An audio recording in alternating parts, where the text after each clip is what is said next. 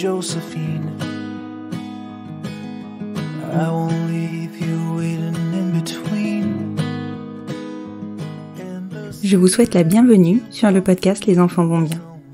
Ici, vous entendrez parler de PMA à l'étranger, de GPA, de conception artisanale, d'adoption et de bien d'autres termes qui accompagnent la conception de nos familles. Vous entendrez aussi, et surtout, des familles homoparentales, coparentales, monoparentales par choix ou de fait, adoptantes, nous raconter leur parcours extraordinaire, au sens littéral du terme, vers la parentalité. Parce qu'en France, le chemin est bien avancé mais n'est pas encore abouti, je vous propose d'écouter des témoignages de notre quotidien qui vont vous rassurer sur le fait que nos enfants vont bien. Vous écoutez l'épisode 73 de la saison 3 du podcast Les enfants vont bien. Mélissa est sage-femme et j'ai adoré discuter avec elle de son expérience de la maternité. Parce qu'il faut bien se le dire, dans l'imaginaire collectif, la sage-femme est sur la plus haute marche du podium de la connaissance et de la compétence en termes de parentalité et de grossesse. Mais en fait, Mélissa est hyper décomplexante. Du test de grossesse au sexe de son enfant, elle a eu les mêmes doutes que nous tous. Son projet de naissance à domicile, alors même que son métier est d'accompagner les accouchements en structure hospitalière, légitime toutes nos envies à nous aussi d'accouchements plus intimes et moins médicalisés. Mais Mélissa n'était pas avec nous uniquement pour échanger de son expérience de la parentalité du côté qu'elle ne connaissait pas. Elle a avant tout souhaité témoigner du mode de parentalité qu'elle a choisi de mener. Elle a fait un bébé avec une personne avec laquelle elle savait qu'elle avait plein de projets à mener, mais pas celui d'être un couple. Quand il lui est apparu que c'était une évidence de fonder une famille avec le papa de sa fille, alors ils ont parlé de coparentalité. Les mots étaient posés, ont été confirmés, et boum, l'étincelle a pris. Je reçois très peu de témoignages de coparentalité, alors je suis vraiment heureuse de pouvoir clôturer cette saison en vous en proposant un malgré tout. Je vous laisse découvrir leur histoire et je vous souhaite une bonne écoute. Bonjour Mélissa. Bonjour. Je te remercie beaucoup de t'être rendue disponible pour cet enregistrement. J'ai un peu rebondi sur un de tes messages que tu m'as envoyé en message privé sur Instagram concernant un épisode que j'avais sorti et qui te faisait écho parce que tu es dans une situation de coparentalité. Et j'ai tellement peu de témoignages sur la coparentalité alors que je pense pas que ce soit le reflet de ce qui se passe réellement dans la société que j'ai bondi sur toi pour pouvoir enregistrer ensemble et que tu me racontes votre parcours. Est-ce que pour commencer, tu peux te présenter et me présenter ta famille ? Donc moi j'ai 34 ans et donc ma famille c'est ma fille d'abord et puis ma maman, mes sœurs, les beaux-frères et mes neveux et nièces. Et du coup, je sais que tu poses cette question, du coup j'avais un peu réfléchi, est-ce que le père de ma fille était dans ma famille ou pas ? Et en fait, il est dans ma famille, mais il est pas dans ma famille. Si je devais mettre ma famille dans un cadre, je le mettrais sur la ligne du cadre, par exemple. Donc voilà. D'accord. Du coup, tu es sur de la coparentalité en parent solo, c'est ça ? Oui. Oui. Je sais pas, t'es pas en couple avec quelqu'un ? Non. D'accord, ok, donc on est d'accord là-dessus. Ouais. Est-ce que tu peux me parler du cheminement que tu as fait pour, de ta réflexion en tout cas autour de l'accès à la parentalité et de la parentalité ? Est-ce que ça a toujours été présent en toi ou est-ce que c'est relativement récent ? Tu peux me raconter ? Je sais que j'ai toujours eu envie d'être maman et j'avais toujours dit que j'aurais un enfant jeune. Et puis, vie a fait que ça s'est pas mis, que j'étais en relation longue avec des personnes avec qui j'avais pas forcément envie d'avoir des enfants, que ça se mettait pas bien dans nos vies professionnelles, ce genre de choses. Mmh. Et puis, j'avais déjà entendu parler de la coparentalité un peu par hasard. Il y a vraiment des années, j'avais regardé un peu les sites pour trouver des coparents. Et puis, j'avais un peu abandonné l'idée parce que, ça me convenait pas forcément de passer par un espèce de magasin de parents. Et puis, j'ai rencontré le papa de ma fille dans tout à fait un autre contexte. On s'est rencontrés sur Tinder. D'accord. Donc à la base plutôt dans une idée de se mettre en couple. Mmh. Et puis après enfin, on a été un peu ensemble et puis, enfin, il y a eu tout un cheminement entre nous et on s'est rendu compte qu'en fait, on avait envie de faire quelque chose ensemble, mais on savait pas trop quoi. Au fur et à mesure du temps, on s'est rendu compte qu'en fait, c'est quelque chose donc qu'on n'arrivait pas à définir, on n'avait pas envie d'être potes, on n'avait pas envie d'être ensemble, et à chaque fois on se recontactait et on se revoyait, et puis on était là, oui, mais en fait, qu'est-ce qu'on fait? Et on s'est rendu compte qu'en fait, on aurait bien fait une famille ensemble. Et donc voilà, et donc ça a pris un peu de temps, mais à un moment donné, on en a parlé, et on s'est dit, bah ouais, en fait, ça pourrait marcher. Et ça marchait bien dans nos vies, c'était ce qu'on avait envie à ce moment-là, d'être parents, et pas forcément d'être en couple. Et du coup, on s'est lancé dans le projet. Et en fait, quand tu me dis que vous auriez bien fait une famille ensemble, donc c'était très clair que pour vous, ce serait sans relation amoureuse entre vous. Mais vous connaissiez, enfin, vous aviez notion de la coparentalité ou pas du tout? Moi, j'avais notion de la coparentalité parce que je m'y étais intéressée quelques années plus tôt. Mmh. Après, on connaissait personne qui l'avait fait, mais j'étais tombée, je crois, sur un article il y a quelques années. Et donc voilà, j'avais cette notion-là, mais c'était quand on s'est rencontrés et au début on se connaissait, on n'avait pas du tout ça en tête. Mmh. Et c'est au fur et à mesure des discussions et voilà, on a été ensemble pendant quelques mois et au final on s'est rendu compte qu'on était ensemble juste parce qu'on projetait une vie de famille ensemble, mais qu'en fait on voulait pas être ensemble. Mmh. Et donc tout ça a fait qu'au fur et à mesure, bride par bride, on est revenu à cette histoire de, en fait, on pourrait être parents ensemble. Pourquoi est-ce qu'on ne ferait pas? Et moi j'ai repensé à cet article que j'avais lu et on s'est re-renseigné et ça a été un long cheminement. Donc moi j'avais notion de la coparentalité, même si j'y ai pas du tout pensé au début. Lui, par contre, il n'avait jamais entendu parler de ça, mais il était pas contre. Donc ouais, c'est voilà. toi qui lui en as parlé du coup. Oui. Et Oui. ouais, d'accord.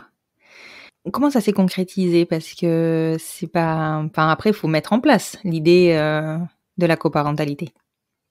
En fait, on en a parlé la toute première fois un jour tard le soir après une bonne bouteille de vin et plusieurs rhums. Et donc on en a vraiment parlé, on était sous.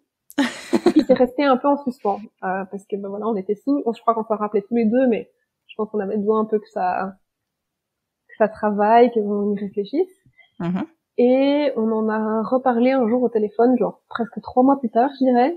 Mmh. Et on s'est dit, ok, l'idée est toujours là, ça a fait du chemin dans nos têtes de part et d'autre. Eh ben, est-ce qu'on mettrait pas les choses à plat et qu'on déciderait, enfin, qu'on n'en parlerait pas sérieusement? Et donc, on s'est donné rendez-vous pour manger ensemble une semaine plus tard. Mmh. Et on s'est dit, ok, pendant cette semaine, on réfléchit à tout ce qu'on veut pas, qu'est-ce qui est important pour nous, comment est-ce qu'on le voit, comment est-ce que on gère les choses et tout ça, et on arrive avec tout ça, et on voit si ça match, et si on a encore besoin de temps de réflexion, s'il y a des points qu'on doit éclaircir, si on est plutôt d'accord, pas d'accord. Et donc voilà. Et c'était pas trop un peu l'embrouillamini au début. Enfin, je pense que vous avez dû partir un peu dans tous les sens, non? Le temps d'arriver à synthétiser tout ce que vous vouliez. Ben en fait pas tellement. On était assez d'accord. Waouh, chouette. On était assez d'accord et on avait surtout en fait, on a beaucoup parlé ce jour-là de nos peurs, tu vois, de ok, si on s'y met, de quoi t'as peur et de quoi moi j'ai peur. Et en fait, sur le principe, on était assez d'accord. Moi, j'avais je me rappelle que je voulais, par exemple, je voulais pas vivre toute seule avec un nouveau-né. Je voulais pas assumer des nuits toute seule, voilà. Et il m'a dit ok, bah on s'installe ensemble le temps qu'il faut. Enfin, et donc moi, j'avais plus de trucs pratico-pratiques. Lui, pas du tout. Après, moi, j'ai une formation de sage-femme, donc lui, il était un peu en mode, bah, je te fais confiance, en fait, tu sais c'est quoi un nouveau-né, moi je sais pas du tout ce que c'est, donc ça doit être très rassurant. tu peux faire ça pour le suivi, bah on fait ça, donc ça a pas vraiment été de la discussion, mais ça a été plus une discussion de, bah voilà, de quoi est-ce qu'on a peur, vers qu'est-ce qui nous angoisse si on décide de faire ce projet, et qu'est-ce qu'on peut mettre en place pour que ça marche, pour pas qu'on soit stressé, quoi. Mmh. Et alors du coup, bah, c'est vrai que toi, t'es arrivée, t'avais l'air d'avoir déjà plus réfléchi à tout le côté pratique, donc à toute la mise en place. Est-ce que tu disais qu'il y avait des choses qui étaient incompressibles, on va dire, pour toi, notamment le fait de pas faire les nuits toute seule. Ça s'est concrétisé comment? Quelles étaient les obligations que tu as mises toi? Et donc moi, la seule obligation que j'ai mise, c'était cette histoire de nuit. Je voulais pas assumer. Enfin, je suis sage-femme. Je sais ce que c'est un nouveau-né. je voulais pas qu'ils viennent quand ça l'arrange et que moi, en fait, je galère avec toutes les nuits. Alors, ok, c'était moi qui allais être en congé de maternité, mais je voulais qu'on partage en fait le travail d'un nouveau-né.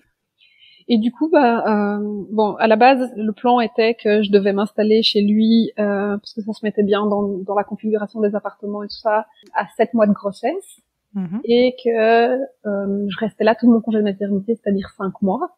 Donc, je devais m'installer là, à la base, pour, du coup, 7 mois. Sauf que le Covid s'en est mêlé, et que, donc, j'étais enceinte à la toute première vague en 2020, et j'étais enceinte de un peu plus que, je venais de finir mon premier trimestre, je pense que j'étais enceinte de 13 ou 14 semaines. Et du coup, quand on a commencé à confiner, quand ils ont annoncé le confinement, tout le monde était un peu stressé et tout ça. Il m'a dit, viens, ça va durer 2 semaines, viens à la maison, on verra bien ce qui se passe. Donc ça, c'était au mois de mars, et je devais déménager normalement au mois de juillet. Ok. Voilà. Et du coup, je ne suis jamais repartie, puisque, on a été confinés ensemble, et puis lui a pu un peu reprendre le boulot, mais moi, j'étais installée là-bas, on savait pas trop, et du coup, j'ai fini par jamais repartir. D'accord. Donc, je me suis installée toute ma grossesse là-bas, au final.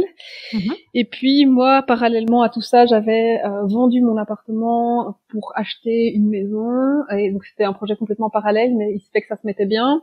Mais sauf que mes travaux ont pris du retard, et donc au lieu de déménager aux 5 mois de notre fille, au final, j'ai déménagé aux 14 mois de notre fille. Donc, ah oui. Le plan des 7 mois s'est transformé en presque 2 ans. Attends, c'était 4 mois au départ. Non, c'était 5 mois plus les 2 avant. Donc, ah oui, pardon, excuse-moi, c'est moi qui m'ai joué le compte, excuse-moi.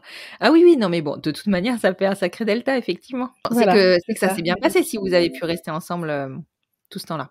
Oui, ça s'est très très bien passé. On s'est dit après le confinement, quand j'étais enceinte, que si on avait réussi à gérer 24 heures sur 24, 7 jours sur 7 en confinement, à nous deux, on allait pouvoir gérer un nouveau-né.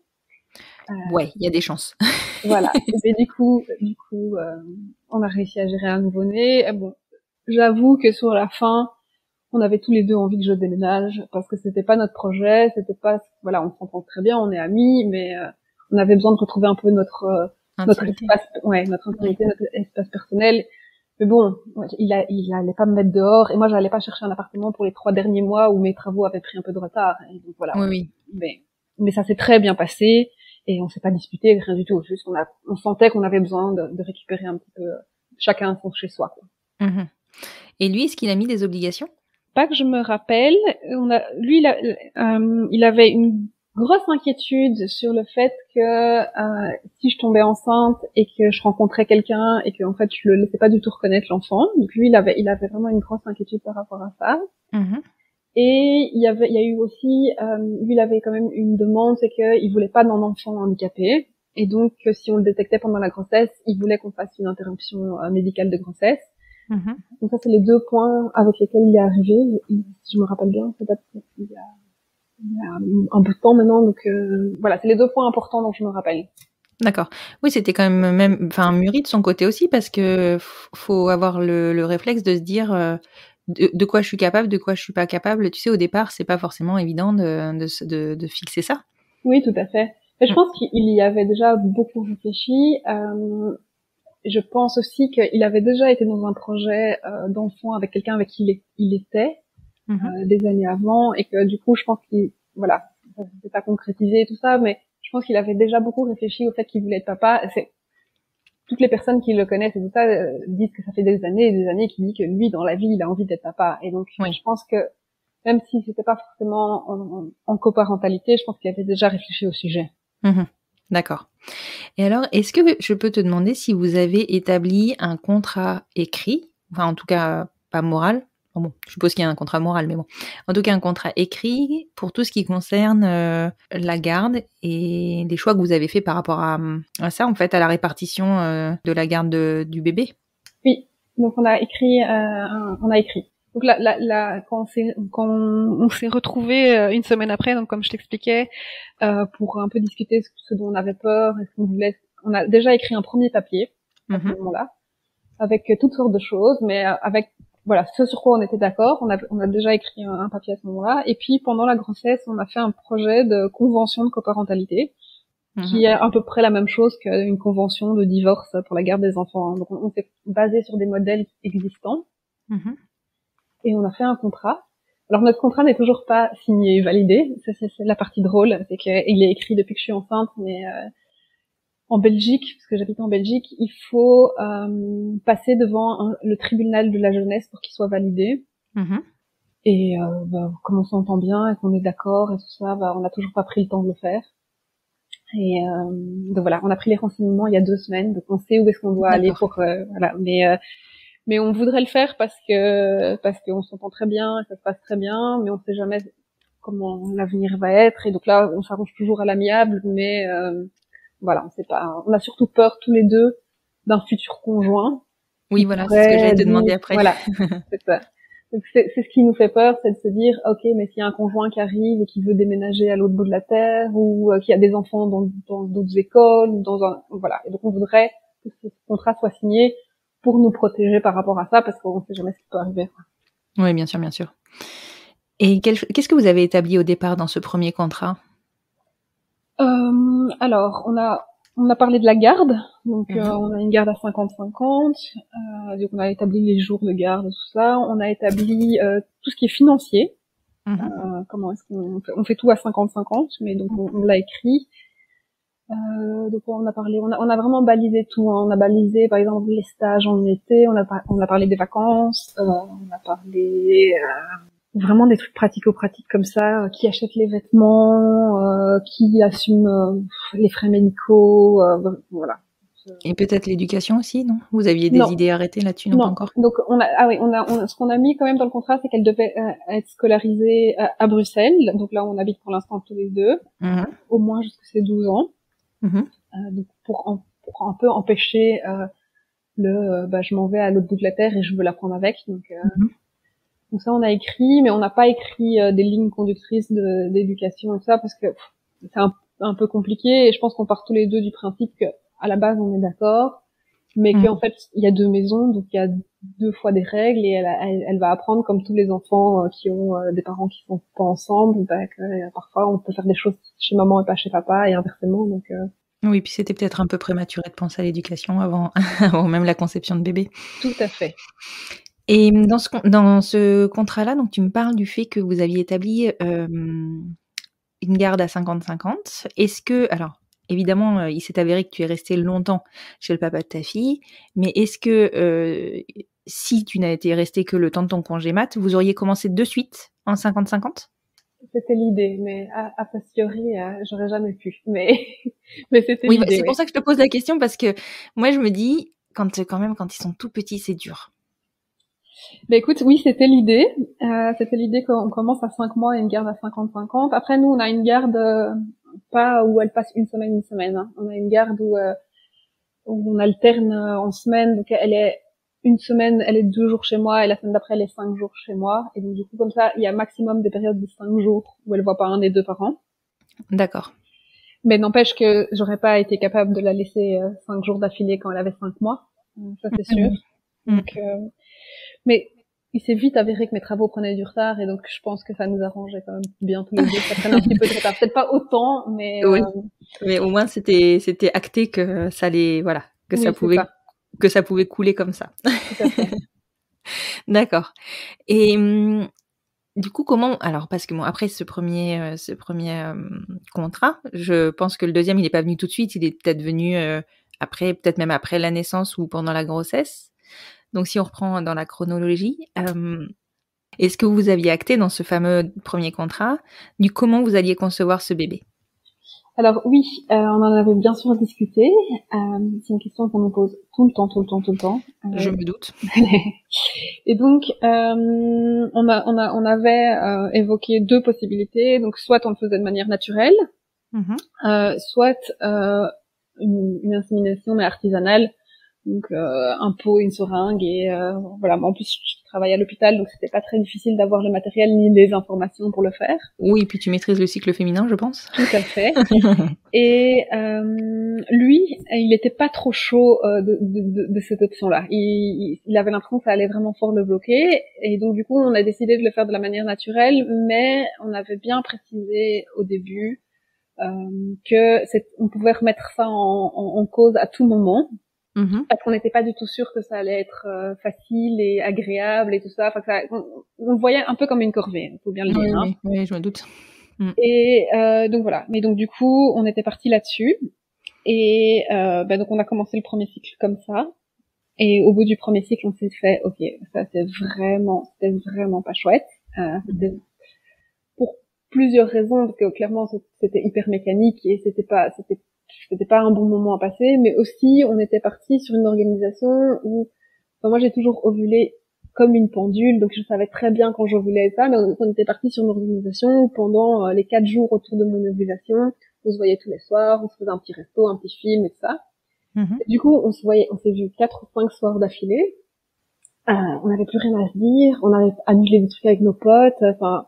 Ouais. Et donc c'était vraiment, non seulement c'était la corvée, mais en plus de ça, on était content de se voir le premier soir, on était moyennement content de se voir le deuxième soir, le troisième soir on avait déjà plus rien à se dire, enfin. Oui. Et du coup, après ce premier cycle, où je n'étais pas enceinte, on a fait un petit débriefing, et moi j'ai dit, ok, moi je veux bien retenter le coup comme ça pour un deuxième cycle, mais alors on fait nos vies classiquement, et on trouve un moment dans la journée où ça se met bien, même si c'est à minuit qu'on a été, on prend un repas avec nos potes et qu'on se retrouve chez l'un ou chez l'autre, mais on s'oblige pas à se voir parce que c'est le moment, ça mettra peut-être un peu moins de pression aussi, quoi. Oui. Ce qu'on a fait, et ce qui n'était pas beaucoup mieux. C'était moins pire, mais c'était pas beaucoup mieux. D'accord. Et donc on a refait un débrief à ce moment-là en disant, ok, on va passer à la méthode artisanale, d'insémination artisanale. Sauf que j'étais enceinte, et donc du coup on n'a jamais dû avoir de troisième cycle. D'accord, ok. Donc t'es tombée enceinte sur le deuxième cycle. Mais vous en aviez parlé avant que tu saches que t'étais enceinte. Oui, on en a parlé à la fin de l'ovulation. On en a parlé, on a dit non mais en fait ça va pas le faire. Je crois que le dernier jour de mon ovulation, il partait en vacances et moi j'ai dit non mais en fait on en reparlera quand tu rentres des vacances, mais ça va plus le faire. Il y a pas moyen. Oui. Non, je comprends complètement. Et lui était d'accord avec ça? Lui était assez d'accord avec ça. Je pense que c'était pas très drôle ni pour l'un ni pour l'autre. Ouais, je me doute. Et tu as découvert ta grossesse au bout de 14 jours, je suppose, avec un test de grossesse classique? Tout à fait. Et alors? Alors, c'était très drôle, parce que moi j'ovule hyper bien, hyper ponctuellement, je sais bien quand j'ovule tout ça, je le sens bien, et je suis réglée tous les 27 jours depuis des années et des années. Et donc 27e jour, je ne suis pas réglée. Du coup, je me dis, ah putain, je suis peut-être enceinte. Donc 28 jours le 28e jour le matin, donc je lui avais dit la veille, écoute, je suis pas réglée, on s'emballe pas, ça arrive, mais demain matin, je fais un test de grossesse. Et du coup, le lendemain matin, je fais un test de grossesse et je me dis, ah c'est bon, il est négatif. Et je commence à pleurer parce qu'il était négatif. Et puis, je le regarde et je me dis, ah mais en fait, il est positif. Et du coup... Rassurant, parce que même les sages-femmes ne savent pas lire un test de grossesse. C'est très rassurant. Oui, tout à fait. Et du coup, je l'appelle. Donc à 7h du matin, je l'appelle. Lui, il voit que je l'appelle à 7h du matin, donc il pense bien qu'il savait déjà ce que j'allais lui dire.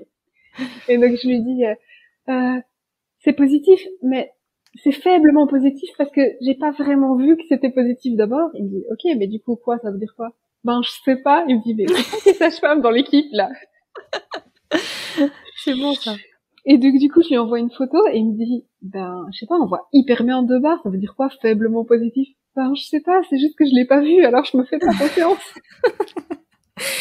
Déjà, c'était rassurant que lui les voit, parce que des fois, tu sais, c'est vraiment tellement faible que des fois, tu te dis, j'invente, il n'y a pas de barre. Non, mais donc, c'était pas du tout faiblement positif, c'était bien positif. C'était positif. C'était juste que j'étais tellement stressée et je voulais tellement être enceinte que, en fait, je crois que mon cerveau a dit que c'était négatif avant de s'emballer, enfin, tu vois.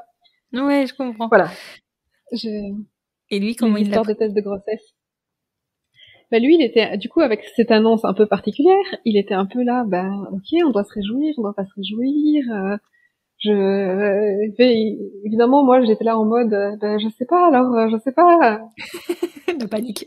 Oui, c'est ça. Mais du coup, une de mes meilleures amies, qui est sage-femme aussi, est venue me faire une prise de sang le soir même, et donc, le soir même, on avait un résultat qui disait que j'étais vraiment enceinte, et c'est vraiment à ce moment-là, que lui, il a dit, ah ok, et donc, mais je pense qu'il a passé une journée un peu particulière parce qu'avec mon annonce, c'est faiblement positif. Peut-être ou peut-être pas. Je l'avais pas aidé sur ce coup-là, quoi. Non, effectivement. D'accord. Et alors, du coup, vous êtes projeté tout de suite, je suppose? Oui, oui, oui. Bah oui, c'est. Alors que, enfin, voilà, moi, je suis sage-femme. C'est pas comme si je savais pas qu'il peut se passer encore plein de choses. Mhm. Mais oui, on s'est tous les deux projetés super vite. On a été manger au resto et on était là genre, on a trop envie de faire des projets, parler de prénoms et ça. J'étais tout de suite enceinte de 2 semaines, donc. Oui, oui, mais on va en parler du choix du prénom parce que là, c'est pas un choix de couple, là. Donc, c'est encore autre chose. Oui, Mais bon, je pense que ça arrive quand même après. oui, tout à fait. On n'a pas décidé à ce moment-là. Non, je me doute bien. Et alors, comment ça se passe pour toi, la grossesse? Est-ce que tout va bien? Est-ce que c'est ce premier positif qui donne votre petit bébé ou pas du tout? Oui, oui, tout à fait. Donc, Ah, super. c'était une grossesse qui s'est passée super bien. Mhm. Vraiment, bon, à part ce Covid qui nous a tous stressés, donc parce que, Ouais, comme je clairement. disais plus tôt, hein, j'étais enceinte de 13 semaines et je travaillais dans un hôpital. Et du Ouais, tu coup, travailles encore, ouais. donc dans mon hôpital, on n'écarte pas les femmes enceintes. Donc, on est censé travailler jusqu'à 7 mois et demi de grossesse. Mhm. Et du coup, c'était vraiment le gros stress. Ma généraliste me disait, je veux plus que vous alliez travailler, on ne connaît pas ce virus, on ne sait pas ce que c'est. Mon hôpital disait, bah, on n'a pas assez d'informations pour dire que c'est dangereux, donc venez travailler. Je dis, là, bah, on n'a Oui, pas assez pas forcément. d'informations pour dire que c'est pas dangereux. Et donc, à part ces 2-3 semaines-là où ça a été très très stressant, et puis au final, ma généraliste a dit, mais en fait, moi, j'assume pas de vous envoyer au travail, je vous mets en certificat jusqu'à la fin de votre grossesse. Mhm. À part ces 2-3 semaines-là qui ont été stressantes, sinon j'ai vraiment eu une grossesse de rêve, quoi. Vraiment, ça Ouais. s'est super bien passé. J'ai vomi 2 fois sur toute ma grossesse. Enfin voilà, Ouais, la vraiment grossesse grossesse de idéale, quoi. rêve. Ouais. Bon, après, c'est sûr que dans le contexte Covid, c'est quand même plutôt pas mal d'avoir une grossesse de rêve parce que je suppose qu'il y a plein d'autres choses qui tournent dans ta tête, notamment, vu ce que tu as dû voir toi au niveau des accouchements, tu as dû un petit peu anticiper, et je sais pas d'ailleurs si vous aviez acté, on va en parler, de la présence du père de ta fille ou pas enfin, pour l'accouchement. Mais du coup, Oui. pour toi, ça a dû un peu travailler quand même.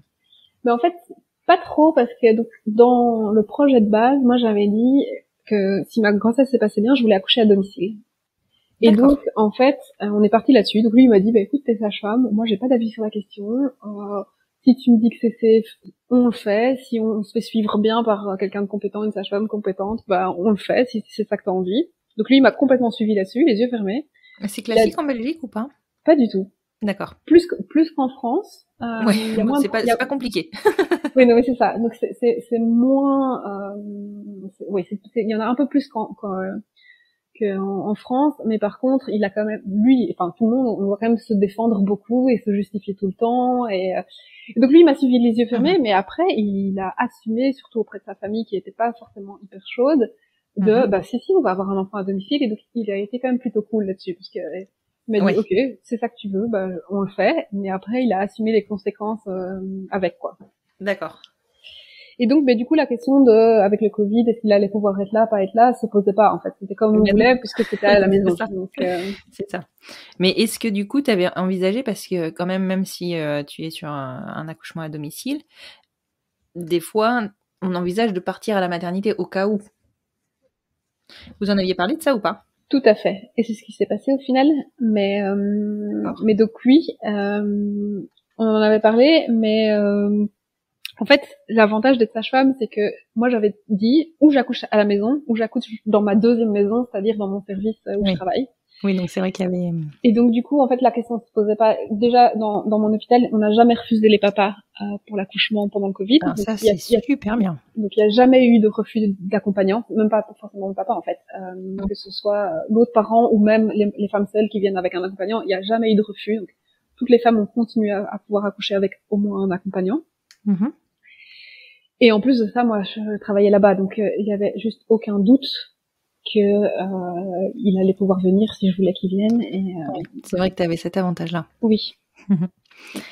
Et pour toi, ça a été une évidence que ce soit lui qui soit avec toi ou tu t'es posé la question de savoir si tu te ferais accompagner par une personne de ta famille? Non, non, c'était une évidence qu'il soit là. C'était hors de D'accord. question qu'il subisse ça avec moi.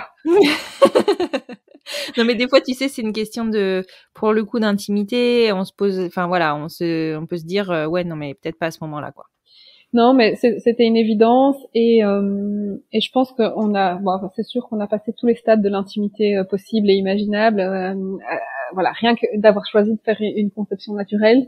Oui, bien sûr. Et donc oui, non, pour moi, c'était pas envisageable que ce soit quelqu'un d'autre. Je voulais pas de quelqu'un d'autre, d'ailleurs. Oui, je comprends. Et alors, est-ce que pendant ta grossesse, enfin votre grossesse du coup, vous avez très certainement dû en parler, en tout cas expliquer que c'était un coparent et non pas un parent auprès des professionnels. Est-ce que ça a été bien compris, bien accepté? Oui, ben, auprès des professionnels, on l'a pas beaucoup expliqué parce que on l'a expliqué à notre sage-femme qui nous suivait, qui elle a dit ok, pas de problème. Juste parfois, on se demandait si elle avait vraiment bien compris et tout ça, parce que parfois elle nous disait des trucs, on était là genre mais on n'est pas ensemble. Ah oui, oui, je sais, mais C'est le parfois réflexe. la tournure non mais c'était pas vraiment un réflexe, parfois la tournure de ses phrases, voilà, on comprenait pas toujours, mais on lui rappelait un peu de temps en temps, il disait oui, oui, je sais, c'est bien ça que je voulais dire, ok.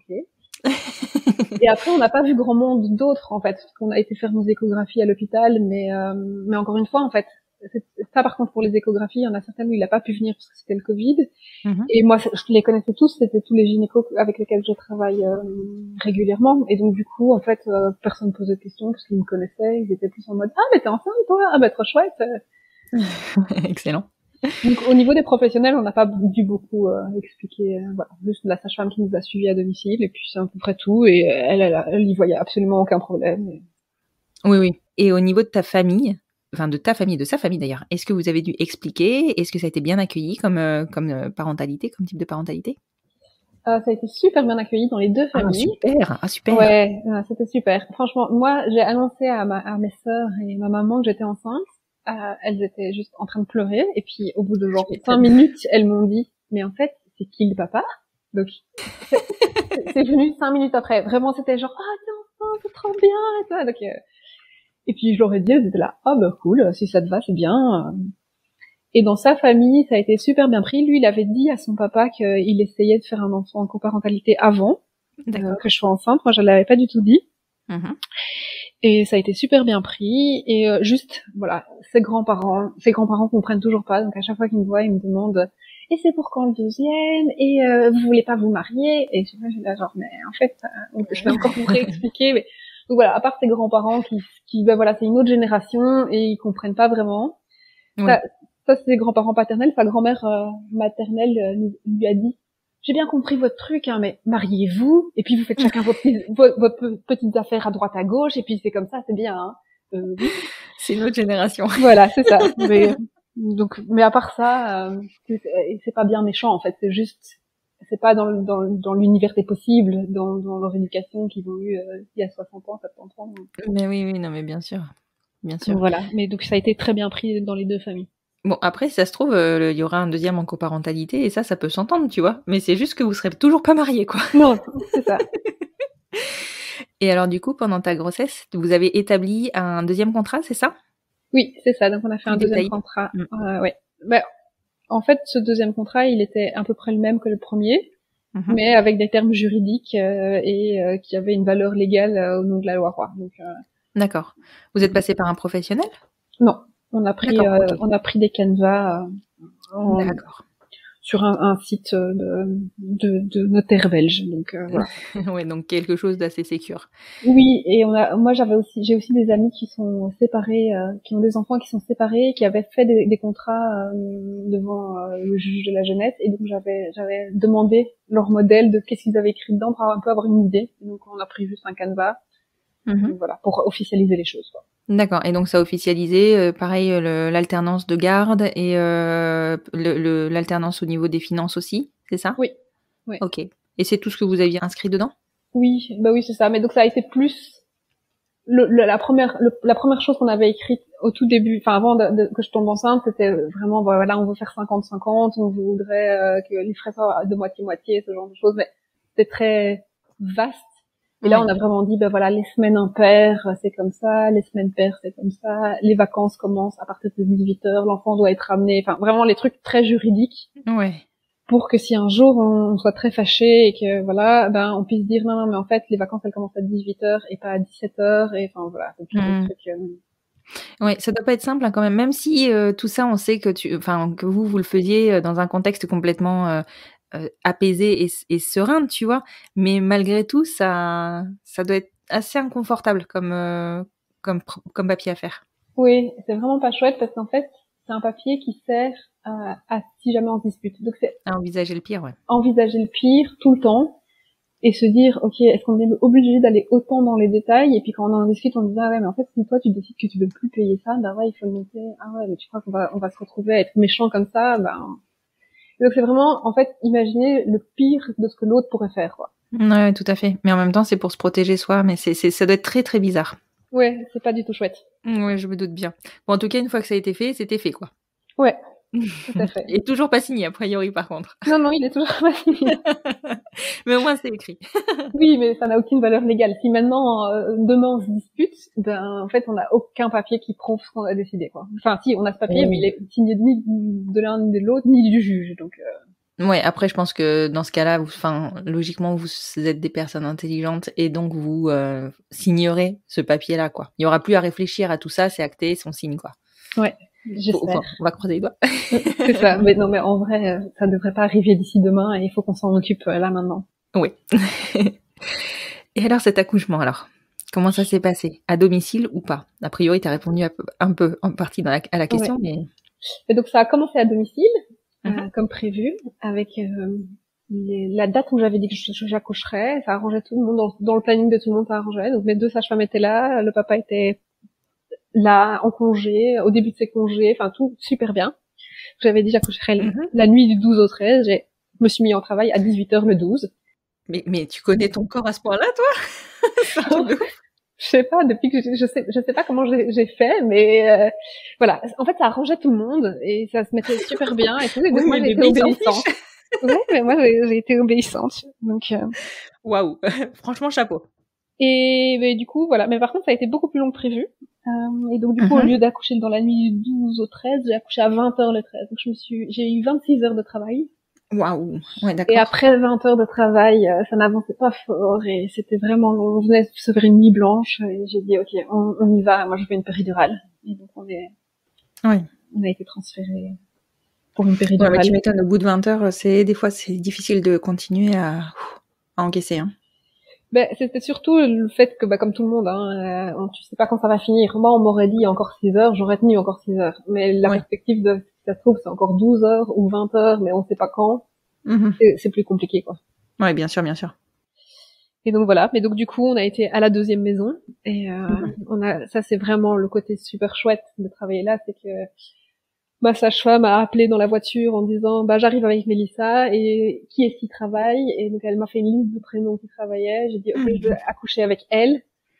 Et je suis arrivée, la chambre était prête, mon dossier était sorti, ils avaient déjà appelé l'anesthésiste. Bon, après l'anesthésiste était occupé parce que c'était un dimanche et il était tout seul dans l'hôpital, donc ça a mis un peu de temps, mais voilà, le vrai traitement VIP, super chouette. Ah, super. Bon, en même temps, c'est sûr que tu pouvais être que rassurée avec les personnes que tu connaissais. Hein. Oui, c'est ça. Ouais, c'est un peu des fois, tu sais, le truc hyper perturbant, c'est que quand tu te rends à l'hôpital, tu sais pas qui est de service, tu sais pas si tu connais la personne qui va t'accoucher, des fois tu l'as jamais vu, voire souvent tu l'as jamais vu. Tout à fait. Donc c'est pas super rassurant pour les futurs parents. Mais c'est pour ça que moi je voulais accoucher à domicile, c'est le côté un peu personnalisé de la relation que tu crées pour le papa, mais après c'est sûr que quand tu travailles à l'hôpital, t'as la chance de quand même connaître tout le monde. Mais lui connaissait personne. Et d'ailleurs lui il a raconté que ça avait été super stressant ce transfert pour lui. Donc, d'accord. Ouais. Parce qu'il était en crainte pour toi ou parce qu'il savait pas à quoi s'attendre? Un peu les deux, je pense. Enfin, après, c'est dur de raconter pour lui, mais de ce que j'ai compris, c'est que tout d'un coup, tout allait bien. Ça faisait 20 heures qu'on était à la maison, tout le monde était zen, voilà. Et quand moi j'ai dit que je voulais ma péridurale, il y a eu un mouvement rapide pour déménager. Et donc lui, et puis on est arrivé à l'hôpital et on n'est pas passé aux admissions. On m'a mis directement dans une chambre et donc lui, en fait, il a cru que il y avait quelque chose qui se passait pas bien, mais qu'on lui disait pas.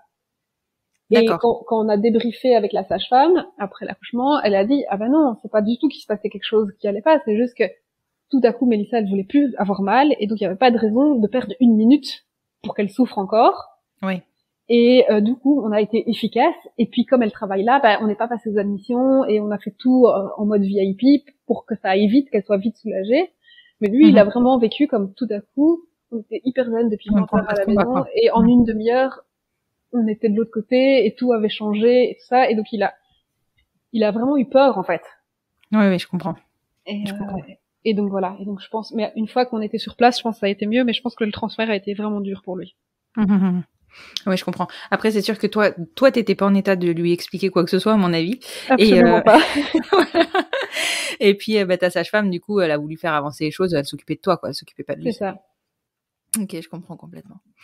Et du coup, ça a duré combien de temps après? Tu m'as dit 26 heures au total, c'est ça? Ouais, mais donc du coup, le temps du transfert et tout ça, ça faisait 21 heures que j'étais en travail. L'anesthésiste a mis encore une petite heure à arriver. Et puis, 4 heures plus tard, on avait notre bébé dans nos bras. Waouh. Donc ça a été vite finalement, la péridurale a aidé. Oui. D'accord. Et alors, vous aviez réfléchi au prénom pendant la grossesse? Oui. Mais donc du coup, comme je l'ai déjà dit, on a été confinés longtemps ensemble. Donc ça permet exactement d'épurer pas mal de sujets. Exactement. Et donc du coup, assez vite, hein. La première semaine du confinement, on s'est dit bon, on n'a rien d'autre à faire, on va réfléchir à des prénoms. Et donc nous, on savait pas si c'était une fille ou un garçon. Donc, moi, je voulais pas savoir, et lui voulait savoir. Et du coup, après réflexion de personne n'avait d'argument, juste on avait envie ou pas envie de savoir, on a tiré à pile ou face. Et donc j'ai gagné. Donc on n'a pas su le sexe du bébé, donc on a cherché 2 prénoms. Mais lui, depuis le jour de ce test de grossesse plus ou moins positif, il disait qu'on attendait une fille. D'accord. Donc, il avait cette sensation-là. Ouais. Et donc il voulait pas. Au début, il disait on va pas chercher de prénom de garçon, on sait pas, mais c'est une fille. Et j'étais là, on sait pas, mais c'est peut-être un garçon. Oui, au cas où. Et donc moi j'avais déjà une petite liste dans mon téléphone là, que j'avais fait au tout début de ma grossesse. Et donc la première semaine du confinement, il m'a dit t'as déjà réfléchi à des prénoms? Je dis j'ai fait une petite liste. Du coup je lui ai lu ma liste et il a choisi. Il m'a arrêté sur un prénom et il m'a dit si c'est une fille, elle s'appellera comme ça. Je lui ai dit attends, on peut y réfléchir. Il me dit non, il fallait pas le mettre dans ta liste si tu l'aimais pas. Ce prénom-là. C'est bon, c'est fait, t'as plus le choix. C'est ça. Et donc il m'a dit ça et j'étais là. Ok, il faisait partie de mes 2 préférés, mais on peut pas en discuter. Ça, il avait non, il fallait pas le mettre dans ta liste. Si tu voulais pas le mettre, si tu l'aimais pas, il fallait pas le mettre. Elle s'appelle comme ça, pas autrement. Là, ok. Bon, alors pour le garçon, je vais faire une liste plus réfléchie. Non, et du coup pour le garçon, on a eu longtemps 2 prénoms. C'était moins catégorique. Et vers la fin de la grossesse, on s'est décidé pour un des 2, mais le prénom de fille n'a plus changé à partir de ce moment-là, quoi. Donc j'étais enceinte de 14 ou 15 semaines. Wow, et ça a plus été négociable après. Et moi, je suis revenue un petit peu avec l'autre prénom que j'aimais bien aussi, le deuxième de mes 2 choix, et elle était là, non. Et j'étais là, heureusement que je l'aimais vraiment bien, ce prénom. C'est clair. Lui, il était vraiment bloqué dessus. Oui. C'est ouf. Donc voilà. Et donc notre fille s'appelle comme ça. Ok. Waouh. Et alors, à l'accouchement, pas de changement de prénom? C'était sûr. Donc à l'accouchement, pas de changement de prénom, mais par contre, l'histoire très drôle de l'accouchement, c'est que moi, j'ai accouché pendant 26 heures. Et donc il fallait pas du tout faire confiance à une femme qui vient d'accoucher après 26 heures, voilà. Ouais, non, je crois que ils m'ont laissé regarder. Moi, j'ai dit que c'était un garçon. Et donc du coup. mais en plus t'es sage-femme, donc c'est très rassurant parce que nous des fois on se trompe pas. Oui, non, mais donc voilà. Et donc le papa, il a vu en même temps que moi, il a dit ok, moi j'avais l'impression que c'était une fille, mais elle est mieux placée, c'est elle qui regarde et elle est sage-femme, donc ok, on va lui faire confiance. L'autre sage-femme qui était là aussi depuis 26 heures avec nous, elle s'est dit ok, j'ai mal vu, je croyais que c'était une fille. Et la 4e personne dans la pièce, elle a cru que je faisais une blague. Elle me connaît bien, elle s'est dit, elle fait une blague. Mais du coup, on leur a dit le prénom de garçon et tout, et donc pendant 10 minutes, moi je disais il, jusqu'à un moment donné où j'ai dit au papa, t'es pas trop déçu en fait, parce que t'as dit toute la grossesse que c'était une fille, et en fait on a un petit garçon. Et là, la sage-femme qui pensait que je faisais une blague, elle s'est dit, ok, là il y a un problème, ça fait 10 minutes qu'elle reste coincée dans sa blague, et elle dit, attendez, mais on va quand même vérifier. Donc, elle vérifie, elle dit, mais en fait les gars, vous savez que c'est une fille? Et moi j'étais là, quoi? Vous avez eu un petit garçon pendant 10 minutes. On a eu un petit garçon pendant 10 minutes. Et donc, on a utilisé ce prénom pendant qu'on avait quand même fini par choisir. Même si lui arrêtait pas de dire qu'on avait une fille. On l'a utilisé 10 minutes. Ah, c'est drôle. C'est très, très drôle. Et alors, comment t'as réagi?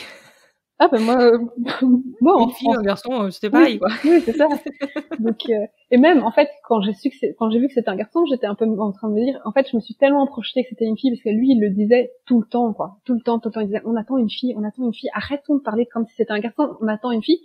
Que quand j'ai vu que c'était un garçon, j'étais là, on attend un garçon en fait, et j'étais surprise. Et donc Bah quand oui. c'est trop devenu une fille, bah c'était ma projection en fait. C'était qu'on avait une fille. Donc oui, c'est vrai que t'avais pas. Et lui, du coup, il devait être super content. Enfin, il devait. Non, parce que lui, c'était pas important pour lui non plus. C'était juste, il sentait que c'était une fille. Mais si ça avait été un garçon, il aurait été ravi aussi. Oui. Mais... Ah, c'est fou. Oui. C'est fou. Il avait la bonne intuition. Ouais. D'accord. Et alors, du coup, retour à la maison au bout de quelques jours, je suppose assez rapidement avec le Covid. Retour à la maison très très vite. Donc on avait dit que comme si ça se faisait pas à la maison, on voulait être à la maison le plus vite possible, donc 4 heures après. Donc il y a 4 heures de surveillance obligatoire à l'hôpital. Mais j'ai accouché à 20h et on se voyait mal à minuit à mettre ce nouveau-né dans un maxi-cosy pour reprendre un taxi pour rentrer. Ouais. Et du coup, on a juste dormi à l'hôpital et on est parti le lendemain, fin de matinée. Le temps de voir le pédiatre et de faire les papiers de sortie, on est parti elle avait un peu plus que 12 heures de vie, quoi. D'accord. Et depuis, donc ça fait 17 mois. Comment ça se passe la cohabitation, la colocation entre vous deux, 3 maintenant? Donc ça s'est super bien passé. Donc là, donc on a vécu 14 mois ensemble et puis là ça fait 3 mois que j'ai déménagé. Et franchement bien, enfin comme des jeunes parents avec un bébé, quoi. On a pu trouver un peu notre rythme, mais plutôt bien. Les 9 premiers mois, on a un peu fait au feeling sur les gardes, sur qui s'occupait du bébé, parce que moi déjà j'étais en congé pendant 5 mois. Après, on habitait au même endroit, donc même si on n'était pas ensemble, c'était un peu comme ça se présentait. Et puis quand elle a eu 9 mois, c'était l'été, et donc du coup il est parti en vacances un peu avec elle, pas trop longtemps, mais voilà, moi je suis un peu partie aussi en vacances avec elle. Et là, on a commencé à vraiment instaurer notre garde comme maintenant, comme on a maintenant qu'on habite plus ensemble, dans l'idée de se dire, en fait, même si on habite sous le même toit, pas besoin de demander à l'autre, tiens, je voudrais aller manger avec des copines. Est-ce que tu peux t'en occuper? Non, en fait, ces jours-là, c'est pas ma garde. Moi, je prévois des trucs avec mes copines. Ce week-end-là, c'est pas mon week-end. Si je veux faire des trucs, partir en week-end ou quoi que ce soit. Voilà. Ouais. Et donc ça, on a fait à partir de ces 9 mois. Donc de ces 9 mois à ces 14 mois, on continue à cohabiter, mais on avait vraiment ce système de garde. On avait déjà notre garde alternée, quoi. Ouais, ça vous a permis de le rôder tout en étant à la maison, quoi. Oui, tout à fait. Tout en continuant à voir notre fille presque tous les jours, mais d'apprendre un peu cette vie de garde partagée, quoi. Voilà. Et là, depuis 3 mois, c'est acté. Oui. Donc depuis 3 mois, j'ai déménagé et donc du coup, on le fait. Voilà. La garde a vraiment pris forme. D'accord. Et alors, est-ce que ça ressemble à ce que tu t'étais imaginé? Est-ce que cette coparentalité, c'est le mode de parentalité que t'envisageais? C'est une question qui est dure parce que en fait, je sais plus trop ce que je projetais. Évidemment, on a vécu tellement de choses entre les deux que voilà. Après, dans les grandes lignes, oui, je pense que c'est ce que j'espérais en tout cas. J'avais envie, quand on a créé le projet, que ce soit fluide et qu'on puisse toujours adapter nos gardes s'il y a quelque chose, qu'on puisse qu'on puisse rester amis et être vraiment une équipe autour de cet enfant, et c'est vraiment le cas. Après, je suppose que dans les détails et tout ça, et c'est plus forcément ce que j'avais projeté, mais dans les grandes lignes, c'est ça que je voulais, et pour l'instant, on s'en sort vraiment bien par rapport à ça, donc c'est super chouette. Oui, parce que je me dis que toi, en étant sage-femme, tu dois avoir des horaires complètement décalés à certains moments. Donc ça doit pas être simple non plus pour faire garder le petit, enfin la petite, pardon, en l'occurrence. Et est-ce que dans ce cas-là, vous vous organisez entre vous? Figure-toi que j'ai déménagé en même temps que j'ai changé de travail. D'accord. Et du coup, je suis toujours sage-femme et je travaille dans un service de consultation. Et donc, je travaille du lundi au vendredi sur des horaires de consultation depuis 4 jours avant le moment où j'ai déménagé. Donc, le hasard a fait que... ouais. Ça a tout simplifié. Tout à fait. Mais avant ça, donc quand j'habitais encore là-bas et qu'on avait déjà mis notre garde en place, en fait, moi, je demandais à ma chef de travailler, de faire mes nuits, de faire mes soirs et tout ça, les soirs où je l'avais pas. Et donc, je calais en fait tout mon horaire sur l'horaire de garde, quoi. D'accord. Et est-ce que je peux te demander si tu envisagerais justement un numéro 2 en coparentalité, alors pas forcément avec le papa de ta fille, mais est-ce que c'est quelque chose que tu envisagerais, que tu referais ou pas du tout? Je sais pas. C'est une grande réflexion du moment pour moi en ce moment, parce que je sais qu'il y aura un deuxième un jour dans ma vie, mais comment, je ne sais pas. Mmh. En tout cas, avec le papa, on n'en a jamais parlé. Mmh. Je, de ce que je sais, ça date d'il y a avant qu'on décide de le faire. Je sais que lui, a priori, il en voulait qu'un enfant, mais on n'en a jamais rediscuté. Ça, c'est jamais revenu sur le tapis, donc on n'en a jamais rediscuté. Donc je sais pas du tout c'est quoi sa position par rapport à ça. Et est-ce que je referais en coparentalité? Oui. Franchement, oui, ça se passe tellement bien qu'il n'y a pas de raison. Après, j'estime qu'on a eu beaucoup de chance aussi, quoi. On s'est vraiment bien trouvé, on est d'accord sur plein de choses, les choses sont fluides. Et du coup, je recommencerai, mais j'attendrai au moins que ce soit aussi bien. Et donc, du coup, le faire avec quelqu'un d'autre en coparentalité, je suis pas sûre. J'aurais trop Oui. peur que ce soit pas aussi fluide et aussi facile. Mmh. Ce que je comprends. Donc, ouais. Donc, Quand on sort d'une bonne expérience, c'est difficile de retenter et de se dire qu'on va gagner une deuxième fois. oui, c'est ça. C'est exactement ça. Mais donc voilà. Donc, moi, je sais qu'il y aura un deuxième. Est-ce que ce sera un deuxième en coparentalité? Est-ce que ce sera un deuxième avec quelqu'un avec qui que je vais rencontrer? Est-ce que ce sera un deuxième toute seule? Je sais pas. Mais je sais qu'un jour, il y aura un deuxième. Mais la coparentalité me fait quand même un petit peu peur en tout cas, si c'est pas avec lui, ça me fait quand même un peu peur, et je pense pas que ce sera avec lui, puisque je crois que c'est pas du tout sa volonté, et puis je suis pas sûre que c'est ma volonté non plus, en fait. Enfin, j'en sais rien. Bon, t'as le temps d'y réfléchir. Hein. Oui, c'est ça, c'est pas à l'heure du jour, et donc, du coup, Voilà. j'ai pas encore vraiment réfléchi. Complètement. Et justement, tu parlais de potentiellement donc avoir un deuxième avec un conjoint, en l'occurrence sans forcément faire un deuxième. Comment tu envisages et est-ce que tu envisages de faire entrer quelqu'un dans ta vie et du coup de faire entrer quelqu'un dans la vie de votre fille? Oui, donc c'est quelque chose dont on a parlé au tout début, bien avant que je sois enceinte. C'est quelque chose qu'on avait abordé, c'était les éventuels nouveaux conjoints, enfin pas nouveaux, les éventuels conjoints. Ben, ça a toujours été clair que on était tout à fait libre de faire entrer quelqu'un dans nos vies. Après, moi, je suis assez réticente pour l'instant de faire vraiment rentrer quelqu'un dans sa vie. Il y a eu beaucoup de changements ces derniers temps, entre le changement du boulot, entre le déménagement et tout ça. Je suis pas prête, moi, à lui présenter quelqu'un. Mais après, ça se fera sûrement. Voilà, c'est tu vois, comme si on avait été ensemble et qu'on était séparés, en fait. Oui, Ça arrive tout à fait. qu'il y ait des nouveaux conjoints, et voilà, et c'est chouette. Et moi, j'essaye toujours de présenter des chouettes copines célibataires au père de ma fille, parce que je me dis, si c'est une copine à moi, elle sera forcément chouette.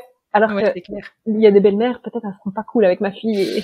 Oui, c'est vrai que tu peux pas avoir la maîtrise là-dessus. Enfin, si, un petit peu, hein, puisque tu fais, tu fais l'entremetteuse entre guillemets. Mais c'est vrai que ouais, tu peux pas avoir la main là-dessus. C'est pas simple, ça.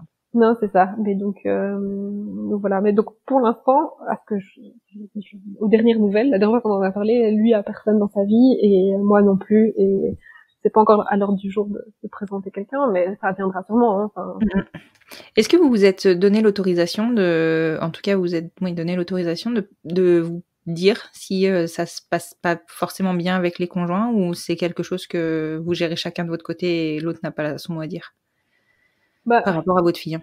On en a beaucoup parlé. Moi, c'était une de mes grosses craintes. C'était de côté de ne pas avoir la maîtrise de qui allait faire partie de la vie de ma fille.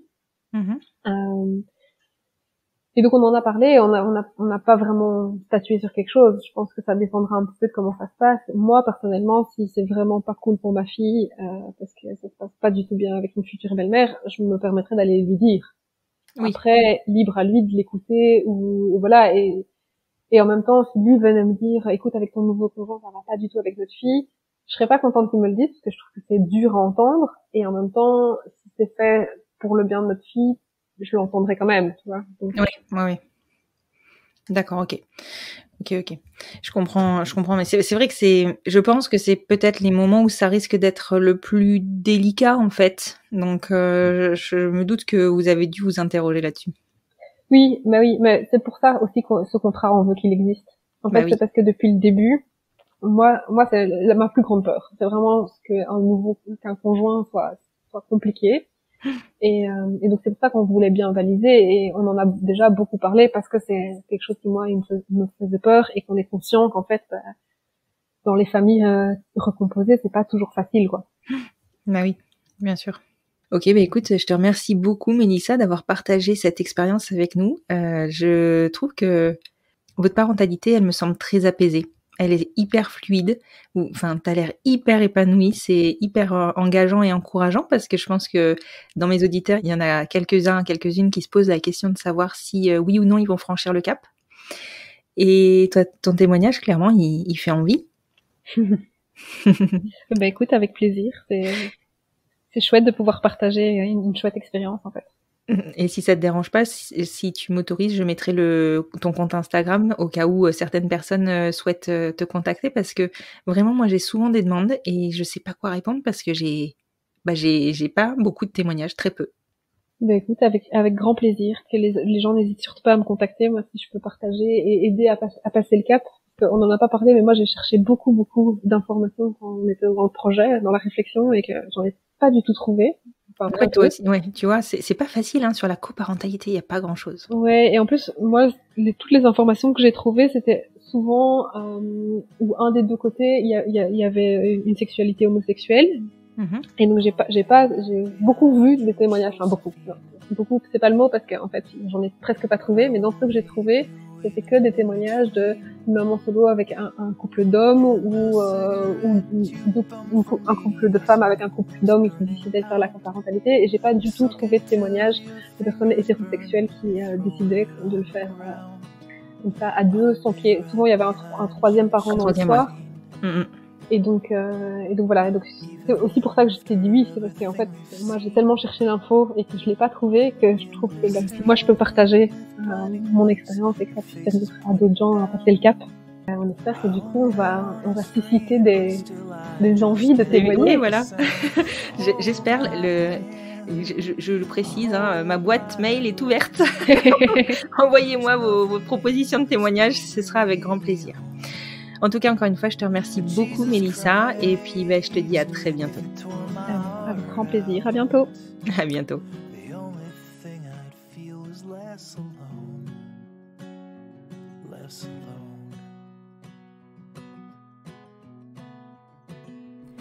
Vous venez d'écouter le 73e et dernier épisode de la saison 3. 73 épisodes sur une seule et même saison, je n'en reviens pas. Je ne saurais vous dire si c'était raisonnable. Je ne me suis certes pas ménagée, mais je me suis éclatée. Je vous retrouve en septembre pour une nouvelle saison dont les premiers épisodes sont déjà en boîte, et je peux vous affirmer qu'ils sont assez dingues. Parfois je me demande encore si je vais trouver des témoignages qui vous intéresseront, et puis vous m'en proposez des plus fous les uns que les autres. Septembre marquera donc le début de la 4e saison. Quel chemin parcouru avec vous et grâce à vous. Je n'ai qu'un mot, merci. Je ne vous laisse pas sans épisode cet été. Déjà, nous nous retrouvons jeudi avec le dernier épisode du fil rouge pour cette saison. Et dès lundi, la mini-série autour des coming out vous permettra de ne pas m'oublier pendant l'été. Je vous souhaite un bel été et je vous dis au mois de septembre.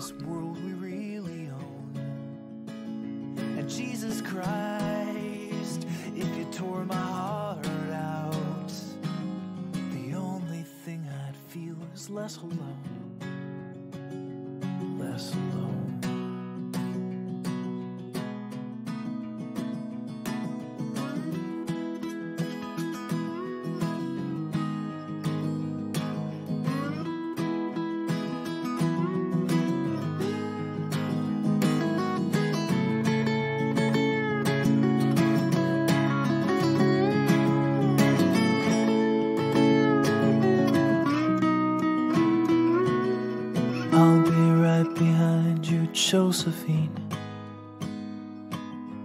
Even when my soul's an amputee, and my bleeding heart is sinking in the lake inside my chest. So I grab what I can cling to and I leave behind the rest. Now hold my hand, I'll hold my breath.